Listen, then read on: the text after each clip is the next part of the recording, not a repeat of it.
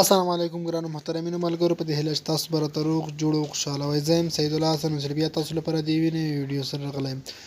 ملګرو نن په دغه ویډیو کې تاسو ته ښایم چې موږ څنګه کولی شو چې د موبایل دغه نوټیفیکیشن د موبایل لاندې ځای ته انتقال کړو، یعنې د موبایل نوټیفیکیشن به له لاندې ځای څخه داسې راپورته کېږي. نو دغه ځای ته موږ څنګه انتقالولی شو.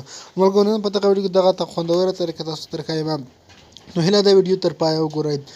ملګرو مخکې له چې ویډیو شروع کړم نو تاسو څخه په ډېر نوې هیله کوم چې که تاسو زموږ په چینل کې نوي یاست نو مهرباني وکړئ زموږ چینل سبسکرایب کړئ، که څوک دغه ویډیو په پیج باندې ګوري هیله زموږ پیج هم درسره لایک کړئ. نو ملګرو راځئ چې ویډیو شروع کړو.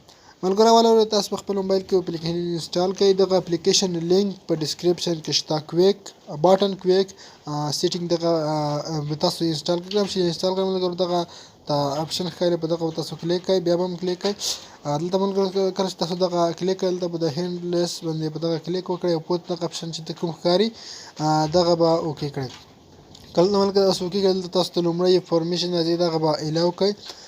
کله چې دا وکړل د لاندې به بل به تاسو ته اوس لاندې راشي دغه به هم الاو کړئ. دلته تاسو ته راځي ګورئ ملګرو لاندې به راشي کویک باټن دا به آف وي دا به آن کړئ.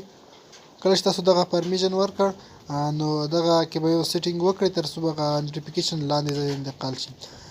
ګورئ ملګرو کله چې دا وشو او دغه اپلیکیشن دغه اپشن چې کوم دی دغه به آن کړئ.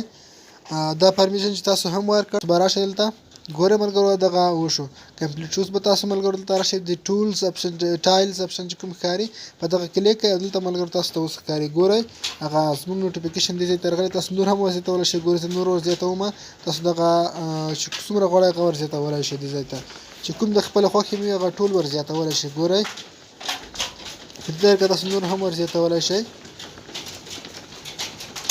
ګورئ ملګرو دا نور هم زیات شول. ملګرو دغه یو سیټینګ او بل سیټینګ دلته دی تاسو د کالر انتخابولی شئ. دلته تاسو کوم ډول رنګ غواړئ دغه انتخابوئ او که دا انتخابوئ. مثلا دغه یو انتخابوم او دا انتخاب کړ. دلته نور سیټینګونه هم پکې شته تاسو دغه هم ترسره کولی شئ. د اوازونو هر څه چې تاسو برابروئ. دا ملګرو زموږ سیټینګ وشو. ګورئ زه اوس د نوټیفیکیشن لاندې ځای څخه راخلم. ګورئ ملګرو تاسو وینئ چې په دې ډول سره به دا راځي. تاسو وینئ په دې ډول چې دغه جوړ شو. رڼا یې هم تاسو ته زیاتولی شئ په دې ځای کې. ګورئ دغه سیټینګ به یو ځل وکړو. ګورئ دا سیټینګ موږ هم وکړ.